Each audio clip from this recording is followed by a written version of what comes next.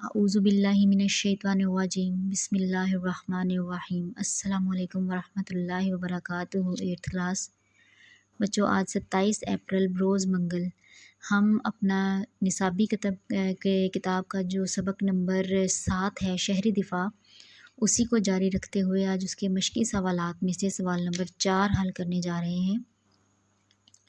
सवाल नंबर 4 है, दर्ज झैल अल्फाज के मुतज़ाद लिखें। यानी मुतज़ाद हम कहते हैं उलट को या ज़िद को, यानी लफ्ज़ का उलट या उसकी ज़िद। तो हमें पहला लफ्ज़ दिया गया है ज़ालिम, उसका उलट, उसका मुतज़ाद या उसकी ज़िद है रहमदिल। अगला लफ्ज़ है दुश्मन, उसका मुतज़ाद होगा दोस्त। तरक्की का मुतज़ाद तनज़्ज़ुली। खुशहाल का मुतज़ाद बदहाल। आइंदा का मुतज़ाद है गुज़िश्ता और आगाह का मुतज़ाद है बेखबर। इसके बाद बच्चों जो हमारा सवाल नंबर 5 है वो है, दर्ज झैल अल्फाज को जुमलों में इस तरह से इस्तेमाल करें कि इनका मतलब वाज़िया हो जाए। बच्चों, हमने पहले भी इस बात को डिस्कस किया था कि जुमले हमें इस तरह से बनाने होते हैं। हम जुमले को ज़रूरी नहीं है कि जो हमें बनाकर दिया जाए उसी को कंटिन्यू करें, उसी को जारी रखें, बल्कि हम जुमला ख़ुद से बना सकते हैं। लेकिन सिर्फ़ इस बात का ख़याल रखना है कि जुमला उसी लफ्ज़ से बनाया जाए, जो आपको लफ्ज़ दिया गया है उसी को जुमले में इस्तेमाल किया जाए और इस तरह से इस्तेमाल किया जाए कि जुमले की वजाहत हो सके, यानी जुमला अधूरा महसूस ना हो। जैसे हमारा पहला जुमला है लपक कर, तो इसका मतलब है बहुत तेज़ी से आगे बढ़कर। दरवाज़ा की घंटी सुनते ही हामिद ने लपक कर दरवाज़ा खोला। अगला है एमरजेंसी। बम धमाके के बाद शहर के अस्पतालों में एमरजेंसी लगा दी गई, ख्वामखा, बिला वजह या बग़ैर ज़रूरत के। दहशतगर्द ख्वामखा बेगुनाह शहरियों को हलाक कर रहे थे। अगला है जी गामज़न, यानी बहुत तेज़ी से आगे बढ़ना, तरक्की करना। इंशाअल्लाह पाकिस्तान तरक्की की राह पर ज़रूर गामज़न होगा। खुशहाल, यानी अच्छे हालात में। खुशहाल पाकिस्तान ही खुशहाल अवाम का ज़ामिन है, यानी अब हमारा मुल्क खुशहाल होगा तो अवाम भी खुशहाल होगी। एहतमाम, यानी किसी चीज़ का इंतज़ाम करना। हीरा ने इकरा की दावत का खूब एहतमाम किया।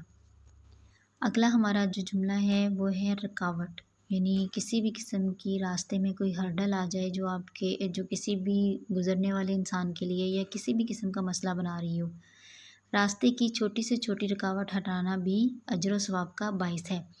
रूनुमा, ज़ाहिर होना या सामने आना। चंद दिनों से शहर में अजीबोगरीब वाक़यात रूनुमा हो रहे थे। हमाइल, गले में डालने या पहलू में लटकाने की चीज़। अली के बाजू की हड्डी टूटने पर डॉक्टर ने तकोनी पट्टी बनाकर बाजू को गले में हमाइल कर दिया। सवाल नंबर 7 है, सबक के मतन के मुताबिक मुनासिब लफ्ज़ की मदद से खाली जगह पुर करें। बच्चों, आप जब इस सबक की पढ़ाई करेंगे अच्छी तरह तो इंशाल्लाह आप इस सबक की खाली जगह पुर करने के काबिल हो जाएंगे। आप इस सवाल को खुद हल करेंगे। हमारा सवाल नंबर 8 है, ट्रैफिक हादसे या किसी ऐसी हंगामी सूरत में आपको क्या करना चाहिए। इसका जवाब है, हादसे में बाज़ दफ़ा लोगों की हड्डियाँ टूट जाती हैं। अगर बाजू की हड्डी टूटी हुई हो तो कपड़े से एक तकोनी पट्टी बनाकर बाजू को गले में हमाइल कर देना चाहिए। इसके अलावा लकड़ी की छोटी छोटी खुपचियाँ या तख्तियाँ टूटी हुई हड्डी के अतराफ में रख कर ऊपर पट्टियाँ लपेट दी जाएं, ताकि टूटी हुई हड्डियों को सहारा मिल जाए। अगर जिस्म के किसी हिस्से से खून बह रहा हो तो कपड़े की गद्दियाँ ठंडे पानी में भिगोकर ज़ख्मों के ऊपर रखी जाएं, ताकि खून का इखराज बंद हो जाए। ये तो हमारा सवाल नंबर 9 है, वाहिद की जमा और जमा के वाहिद लिखें। हमें दिया गया है धमाका, लफ्ज़ धमाका, ये वाहिद है, इसका जमा होगा धमाके। कौम वाहिद लफ्ज़ है, इसका जमा है अक़वाम। मुलाकात वाहिद लफ्ज़ है, जमा मुलाकातें। इदारा वाहिद लफ्ज़ है, जमा इदारे। हादसात जमा का लफ्ज़ है, इसका वाहिद होगा हादसा।